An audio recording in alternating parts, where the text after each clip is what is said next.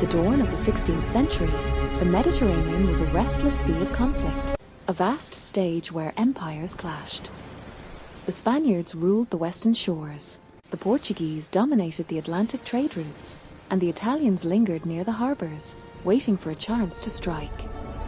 Algeria, caught between these powers, was a city of scattered ships, deteriorating ports, and anxious sailors, yearning for a leader who could transform the sea from a threat into a shield. It was then that the Barbarossa brothers, Aruj and Hayreddin, emerged like tempest winds over the waves. Born on the island of Madilai, they had been raised by the sea, learning the secrets of navigation and the brutal art of maritime combat. Aruj, the elder, could vanish into fog, strike suddenly at unsuspecting convoys, and return laden with loot to Algiers, a shadow no enemy could pin down. In 1516, Aruj arrived in Algiers to a populace that hailed him as a savior.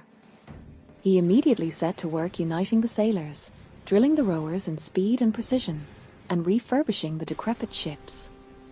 Under the cloak of night, he would lead 6 Shuani along the Spanish convoys, slipping among them like shadows, firing cannons, cutting sails, and disappearing before the enemy could organize. Each maneuver was calculated, each strike devastating, and the Spanish fleet soon learned to fear the dark waters where Aruj ruled. But fate is relentless. In 1518, Aruj fell in a fierce battle off Tlemcen, leaving behind his younger brother, Hayreddin, who would carry the legacy and forge Algeria's fleet into an indomitable force. Hayreddin was not merely a successor. He was a visionary strategist, a diplomat, and a master of the sea. He traveled to Istanbul, presenting Sultan Suleiman with a meticulous plan for a fleet capable of repelling any European threat. Awarded the title of Captain Pasha, he returned to Algiers with cannons, engineers, and naval experts, transforming the harbour into a hive of shipbuilding activity. Timber was carved with precision, cannons mounted with exactitude, and rowers trained relentlessly to endure long campaigns while manoeuvring the ships with deadly efficiency. Each vessel had a purpose. The galleons carried hundreds of heavy cannons for line battles, Shuani were swift raiders for night assaults, frigates scouted and protected convoys, and small feluccas and boats executed hit-and-run tactics. The fleet became a living organism, with the Dey overseeing political strategy, the Ra'is commanding operations, and the Rears captaining individual ships. Sailors knew that one slip could send a vessel to the deep, and that the sea spared no one's weakness. The first true test of this nascent power came at the Battle of Preveza in 1538, where the Algerian fleet joined the Ottoman armada to face 600 Christian ships. Hayreddin deployed a half-moon formation with the galleons, while skilled rowers struck the enemy's flanks, and crossfire from multiple angles shredded their ranks. Every movement was deliberate: wind direction, sea currents, speed of the rowers, cannon trajectories, and enemy positioning. By the battle's end, most Christian ships had been destroyed, loot filled the Algerian ports, and the reputation of the fleet soared across the Mediterranean. Successive victories followed in Berber and Malta, where Algerian sailors were often at the forefront of sieges. They would encircle fortified positions with their swift Shuani while galleons rained cannon fire upon walls, disabling the enemy's artillery and undermining their defenses.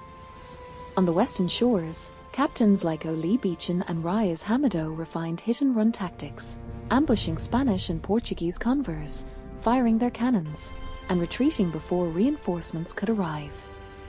The rowers exploited wind, depth, and coastal geography to perfect each maneuver, making the fleet a terrifying force for any who challenged it. Daily life on board was grueling. Sailors rose before dawn, drilled in rowing, inspected sails and cannon, prepared meals, and remained ever vigilant for the sudden cry of the enemy sighted. On battle days, the roar of cannon fire mingled with the whistle of wind through ropes, the crack of splintering wood, and the roar of waves crashing against hulls. Ships capsized, burned, or exploded, yet the sailors clung to ropes, scaled enemy vessels, and continued their assault, embodying a discipline and courage that became the legend of the Algerian fleet. As the 18th century advanced, European navies entered the age of iron and steam, their cannons more powerful and fleets more numerous. The Algerian fleet, though still feared, began to face limitations. It proved its might even against the United States during the Barbary Wars of the early 1800s, achieving victories under the leadership of Ra'is Hamidou. Yet technological evolution was inexorable.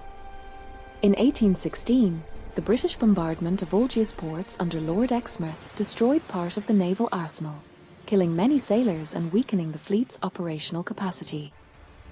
Finally, in October 1827, the Algerian fleet sailed with the Ottoman-Egyptian armada to suppress the Greek revolt at Navarino. Awaiting them, the combined European alliance of Britain, France, and Russia unleashed their superior firepower. The waters erupted into fire and smoke, waves became barriers of destruction, and ships burned as sailors maneuvered desperately. Algerian sailors attempted to exploit wind, strike from the flanks, and use night attacks, but European superiority was decisive. Dozens of ships sank, thousands of sailors died, and the Algerian fleet's era as a major naval power ended.